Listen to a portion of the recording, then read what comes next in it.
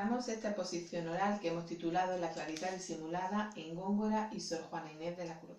Entiende Rosel Lozano que decir que Juana Inés de la Cruz era seguidora de Góngora es como no decir nada, pues como señala Rivers, en la segunda mitad del siglo XVII casi todos los poetas de lengua española imitaban el estilo culterano.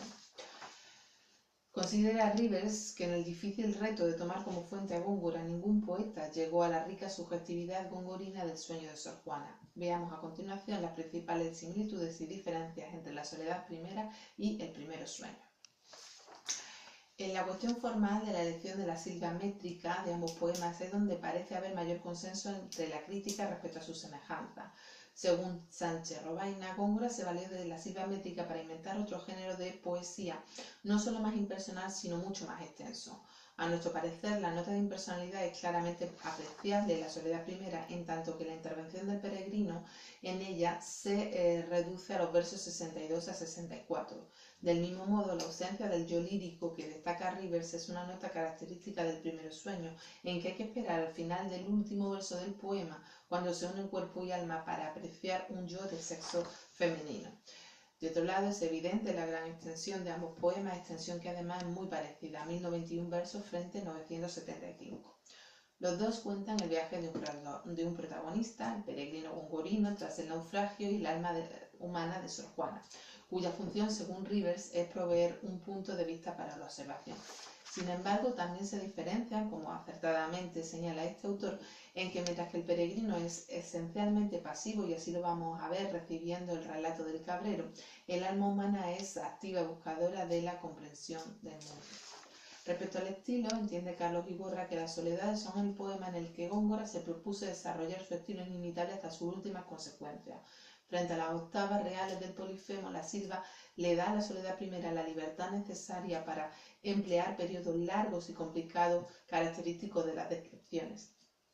Por otro lado, la exposición de la temática científico-técnica de Sor Juana pues también demandará de estos periodos largos. Iborra califica de impresionista la técnica descriptiva de Góngora y considera que presenta esbozos al lector para que éste forme con ellos la figura pertinente, pero defiende que la interpretación de la poesía es unívoca. Del mismo modo, Molo afirma que las soledades no son filosofía secreta. Muy curiosamente, González Boixo habla en términos parecidos del primer sueño de Sor Juana y del mismo dirá que es clarísimo una vez que el lector se ha habituado al vocabulario, al hipérbato. Parece entonces que Sor Juana empleó el mismo tipo de técnica descriptiva que Góngora en su poema y que lo que en una primera impresión podríamos calificar de oscuridad en los versos de ambos poetas no es más que una falta de luz en nuestros conocimientos. Fundamental al hablar del estilo de Góngora o Sor Juana es referirnos a la agudeza o concepto. Decía Gracián que el concepto era un acto de entendimiento que exprime la correspondencia que se halla entre los objetos. Para lograr esa correspondencia, los poetas barrocos recurrirán a la metáfora.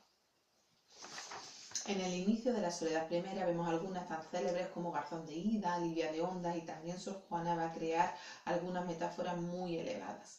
No cabe duda de que los dos poetas eran maestros del concepto, que unían contenido y forma en sus poemas, y por ello coincidimos con Croix al considerar que su estilo es más intelectual que emotivo.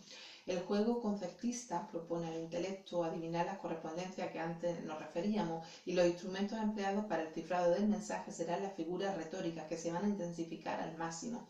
De este modo se complicarán las metáforas, indisolublemente unidas al concepto.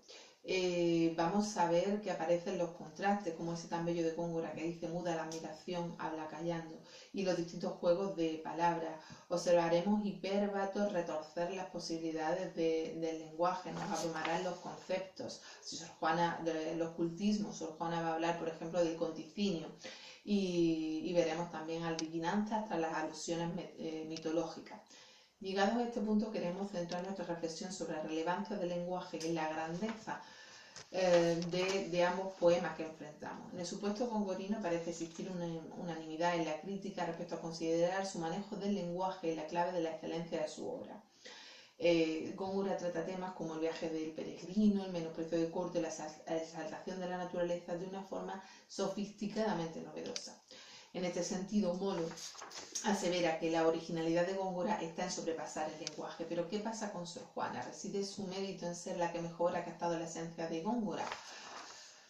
Pues consideramos que la clave la proporciona González Boixo cuando afirma que el acierto de Sor Juana estuvo en convertir en poesía un tema que por su carácter científico resultaba esencialmente contrario a la lírica, no porque las ideas que presentaba tuviesen novedad. Y ello no le resta mérito a Sor Juana. Reflexionar sobre si el hombre puede comprender la realidad usando su inteligencia, posicionarse del lado del nominalismo y expresarlo líricamente siguiendo el modelo de Góngora denota una inteligencia brillante.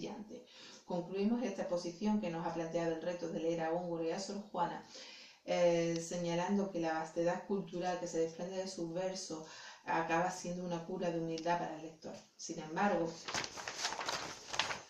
armados de paciencia y dispuestos a la lectura lenta de la que hablaba Descartes, lograremos la satisfacción de acercarnos a los secretos que esconden tanto la soledad primera como primeros sueños.